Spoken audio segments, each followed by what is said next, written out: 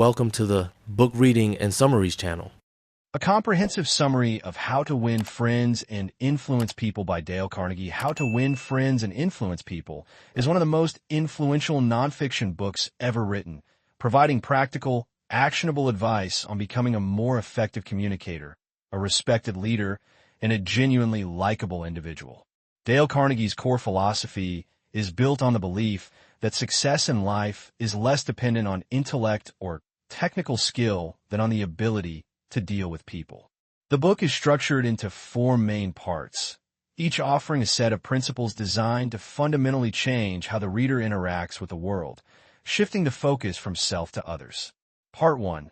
Fundamental Techniques in Handling People. This first section establishes the foundational mindset required for all subsequent human interaction. It focuses on how to handle others to avoid conflict and build rapport from the start. Principle 1. Don't criticize, condemn, or complain. Carnegie argues that criticism is futile because it puts a person on the defensive and usually makes them strive to justify themselves.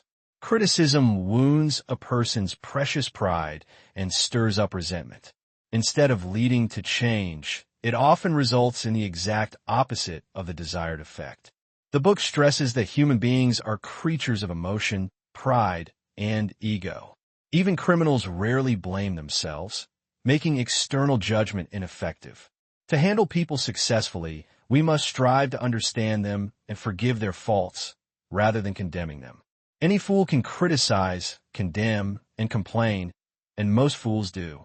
But it takes character and self-control to be understanding and forgiving. Principle 2. Give honest and sincere appreciation. The deepest urge in human nature is, according to Carnegie, the desire to be important or the craving to be appreciated. This desire differentiates us from animals and fuels much of human civilization. While criticism is destructive, appreciation is nourishing. Carnegie carefully distinguishes genuine appreciation from flattery. Flattery is insincere, selfish, and seldom works with discerning people. Sincere appreciation, however, comes from the heart, focusing on the other person's good points. It is finding something specific that the other person does well and acknowledging it truthfully. By meeting this core human need, you inspire people to continue improving and grant them a sense of self-worth. Principle 3. Arouse in the other person an eager want. This is the ultimate secret to influence. The only way on earth to influence other people is to talk about what they want and show them how to get it. Forget about your own wants and needs. Focus entirely on theirs. Carnegie illustrates this point by saying that if you want a child to eat a certain food, you don't talk about how good it tastes to you. You talk about how it will make them strong like their favorite superhero. In business, if you want a client to sign a contract, you explain how that contract will solve their biggest problem, save them money, or enhance their prestige. If there is any one secret of success, it lies in the ability to get the other person's point of view and see things from that person's angle, as well as from your own. Part 2. 6 ways to make people like you once the fundamental mindset is established. No criticism, lots of appreciation, and focusing on their wants. This section provides specific actions to build instant rapport and popularity. Principle 1. Become genuinely interested in other people. Carnegie asserts that you can make more friends in 2 months by becoming genuinely interested in other people than you can in 2 years by trying to get other people interested in you. Self-centered people who try to impress others rarely succeed in forming deep, lasting friendships. To apply this principle, one must invest time and energy into learning about others' lives, interests, and struggles. This sincere, selfless interest is a magnet for friendship. Principle 2. Smile. The simple act of smiling is a powerful form of nonverbal communication. A smile, even a slight one, transmits goodwill and positivity. It tells others, "I like you. You make me happy." Even when speaking on the phone, a person can detect a smile in your voice, influencing the tone of the entire conversation. A genuine smile is an unconscious form of appreciation. Principle 3. Remember that a person's name is to that person the sweetest and most important sound in any language.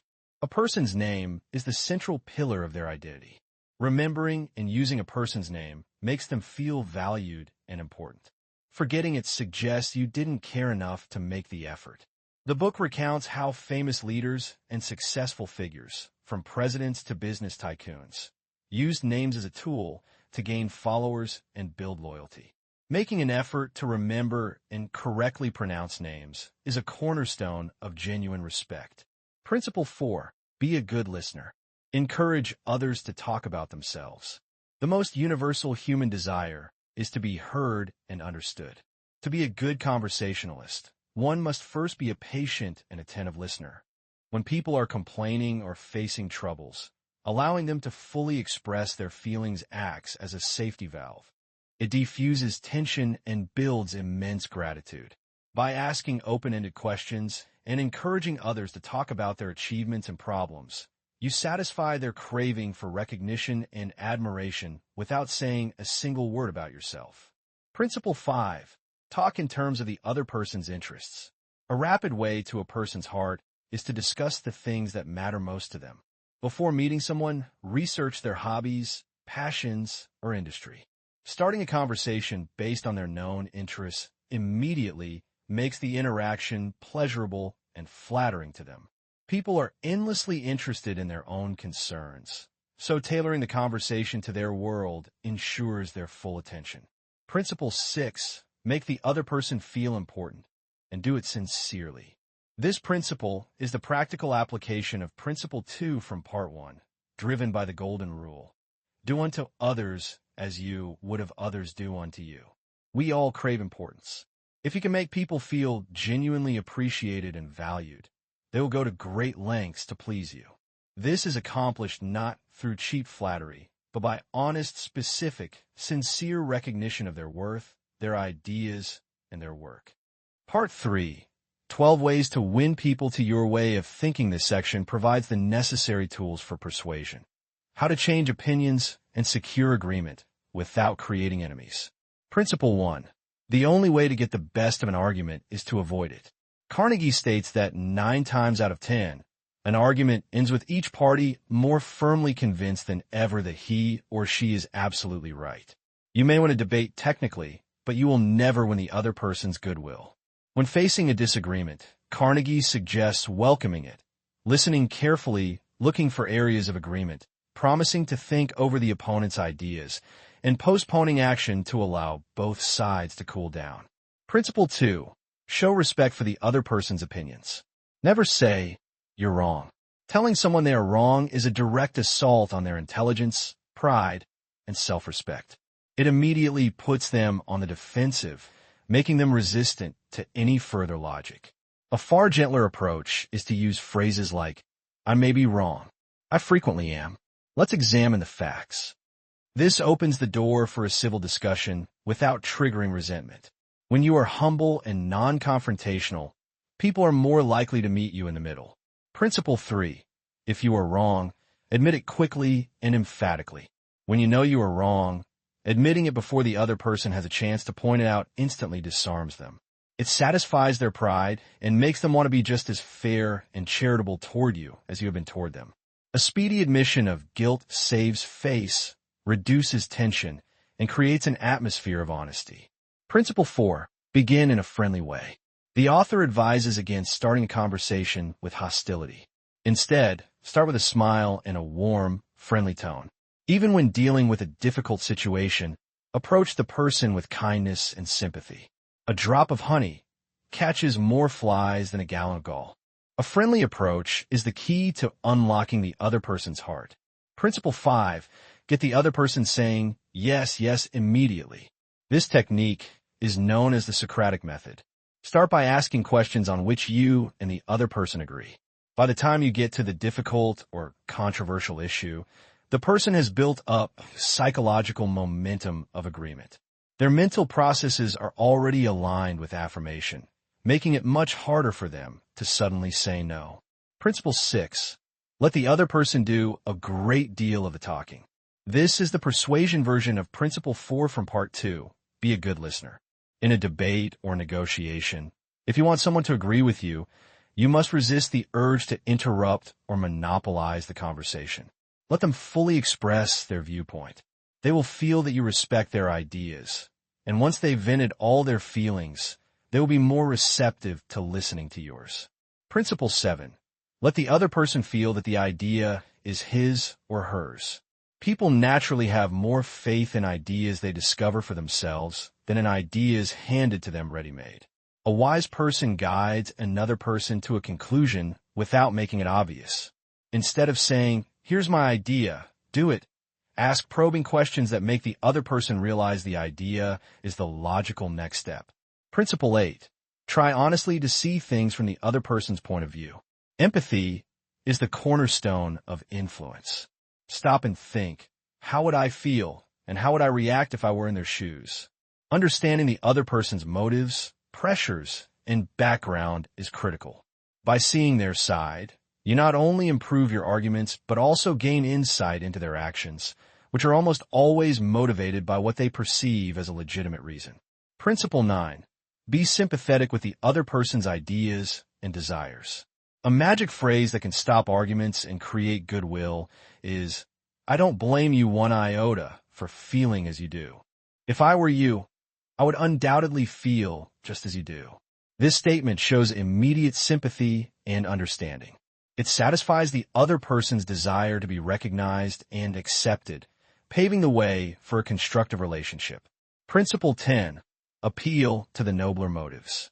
Every person likes to regard himself as honest, moral, and acting for a good cause. In order to change people, appeal to their best qualities. If you want someone to perform a task or fulfill an agreement, appeal to their sense of integrity and fairness, rather than their self-interest. They will often react favorably, living up to the high expectations you've set for their character. Principle 11. Dramatize your ideas. In the age of attention deficit, a simple statement of the truth is not enough. You must use showmanship, novelty, and drama to present your ideas in a compelling and memorable way. Make your facts and arguments vivid. A powerful demonstration, a compelling visual, or a dramatic analogy is often more effective than dry statistics. Principle 12. Throw down a challenge. The thing that most motivates high-performing people is the work itself, coupled with the desire to excel and prove their worth. The desire to surpass others, to be a winner, to feel important. This is a powerful stimulus. If you want to encourage someone, challenge them to a friendly competition or set a high, exciting goal. Part 4. Be a leader. How to change people without giving offense or arousing resentment. This final section is aimed at managers and leaders, focusing on gentle, effective methods for correction and motivation. Principle 1. Begin with praise and honest appreciation. When correction is necessary, the person must be softened and made receptive. Carnegie calls this the dentist's principle. The dentist first uses Novocaine, praise, to numb the pain before drilling criticism. Starting with sincere praise assures the individual that you respect them and value their work, making the subsequent critique easier to swallow. Principle 2. Call attention to people's mistakes indirectly. Direct criticism often triggers resentment. One common mistake is inserting the word "but" after praise, which instantly negates the praise that came before it, e.g., "That was great work, but you made a mistake here." A gentler approach is to change the word "but" to "and," or frame the mistake as a question or an observation. For example, "That was great work, and if you could also focus on improving this one area, your results would be perfect." Principle 3. Talk about your own mistakes before criticizing the other person. It is far less threatening to listen to a recital of the leader's faults than to listen to a pontification of your own. By admitting your own fallibility and relating the person's current mistake to one you once made, you demonstrate that you are a human being who understands the difficulty of the task. This makes the correction feel collaborative and encouraging rather than judgmental. Principle 4. Ask questions instead of giving direct orders. Asking questions saves a person's pride and gives them a feeling of importance.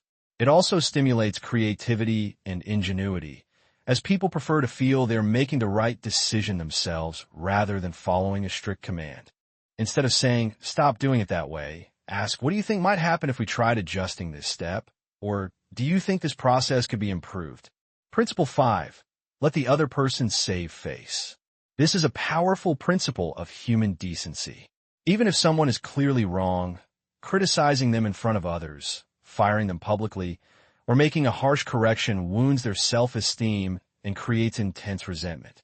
The simple act of preserving a person's dignity and allowing them to save face can change hostility into cooperation. Never miss an opportunity to let someone maintain their sense of self-worth. Principle 6. Praise the slightest improvement and praise every improvement. When dealing with a new or developing skill, encouragement is far more effective than punishment. Be hearty in your approbation and lavish in your praise. Praise should be specific, sincere, and directed at the effort, not just the result. This kind of positive reinforcement inspires people to live up to the promise you have recognized in them. Principle 7. Give the other person a fine reputation to live up to. If you want a person to cultivate a particular virtue, act as though they already possess it. Giving a person a sterling reputation to maintain motivates them to live up to that expectation. If you tell an employee they're the most meticulous person in the department, they will strive to maintain that title, even if they weren't originally that way. Principle 8. Use encouragement. Make the faults seem easy to correct. Do not discourage people by suggesting that their faults or mistakes are insurmountable. Instead, use encouragement to show them that their mistakes are easily fixed and that you have complete faith in their ability to improve.